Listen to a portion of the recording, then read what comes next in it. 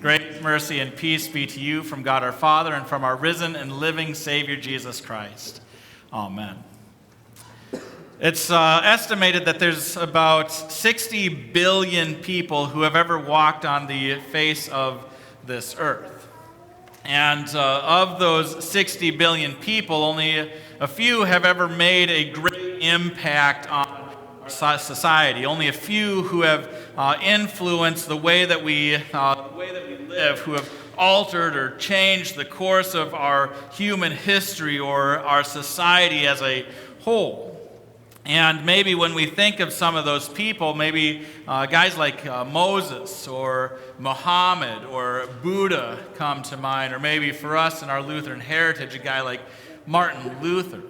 Or maybe we think of people like of Alexander the Great or Aristotle, the founding fathers of America, great people who have done great things. Or maybe a little bit more contemporary, we might think of maybe a Steve Jobs or an Albert Einstein, and all the great and amazing things that all of these people have done to change the course of history, who have changed society and the way that we live and do things. But of course, out of those 60 billion people who have ever lived, there's really only one who stands above all the rest.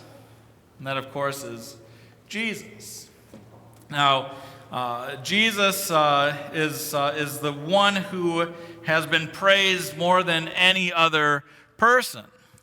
Over about a third of the world's population praises and worships Jesus, or at least they claim to be followers of him.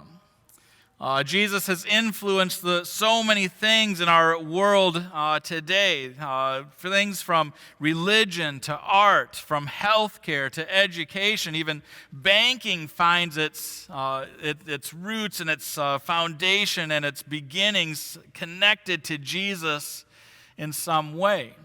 And millions of people have died and fought for Jesus and their faith. And Jesus has done all of this by remaining in one central place, moved far away from the place that he was born in Bethlehem, staying there in the Holy Land. He did it without touring the social media circuit or doing any kind of self-promoting marketing. Jesus did all of these great and amazing things that have changed the course of history, have changed our society and the way that we live. But at the same time, there's probably nobody that's more controversial than Jesus as well. And whether it's the praise or the controversy, there's nothing more important in this world than knowing who Jesus is and getting Jesus right. Jesus was standing in the midst of the pantheon of Greek and Roman gods in Caesarea Philippi, along with his disciples. Jesus asked them this question: who do people say that I am? And Jesus' disciples gave him all kinds of answers. They were saying, well, some people say you're John the Baptist. Others say you're Jeremiah or Elijah or one of the other prophets. But the point is, people were getting Jesus wrong. Yeah, maybe they kind of got him half right a little bit, but they didn't understand and know who Jesus really truly was. And then, of course, Jesus turns to his disciples, and he asks them, who do you, my disciples, say that I am? And Peter, of course, gives us that wonderful confession and gets Jesus right, saying, you are the Christ, the Son of the living God. But if we were to ask people today that same question, who is Jesus? You're going to get dozens and dozens of answers. You're going to get people who say that, oh, he's just a prophet. A great prophet, but just a prophet. Other people are going to say that he's a great guy, a wonderful role model for us to follow, and a great example for us. Others will say he's a great philosopher, a wise sage. Others might say that Jesus is a political revolutionary, or maybe on the complete opposite end of the spectrum, maybe the hippie of hippies. And these are just the things people might say about him. They might even say that he's a myth, a fairy tale, a fictional character, that Jesus never even actually existed. And this is just or any other number of false Jesuses that we create in our own image, in our own imaginations, our own hearts and minds, creating these false realities of Jesus, making Jesus out to be whatever we want him to be. But Matthew in his gospel sets out to answer that very question for us. From the very beginning, he sets out to answer that question of who is Jesus.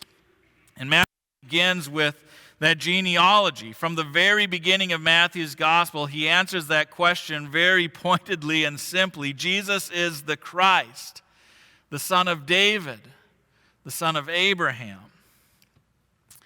Now I know genealogies aren't exactly the most exciting thing to read or hear, so I thank you for bearing with me through those 17 verses of the gospel reading, hearing unpronounceable name after unpronounceable name.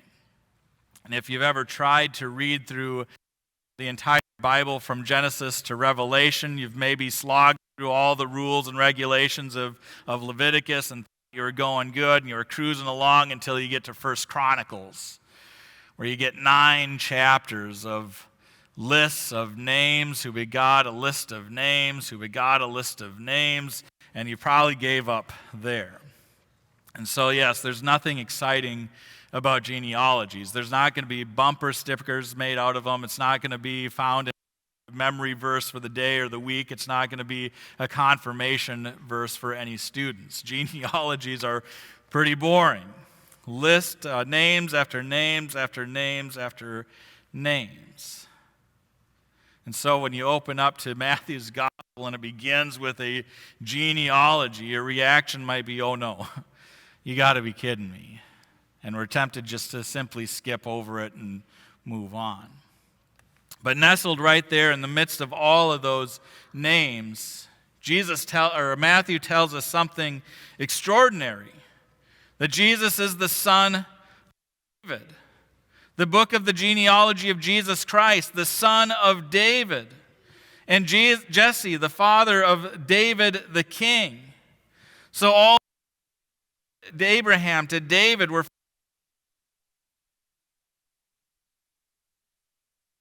generations, and from that exile to the Christ, 14 generations. Matthew is telling us something very important here. He's telling us that Jesus is the son of David, who is the king, and that makes Jesus the king. Jesus is the King of kings, the Lord of lords. There's no ruler like him in this entire world. He is unlike any other ruler. Now, in our American society today, we've gotten pretty used to listening to politicians give us kinds of big, extraordinary promises. They'll do just about anything they say, just about anything that they can to get elected. Because no politician is out there running on campaign slogans, this change that may or may not happen. Or make America okay again. Build back with slow, realistic compromise.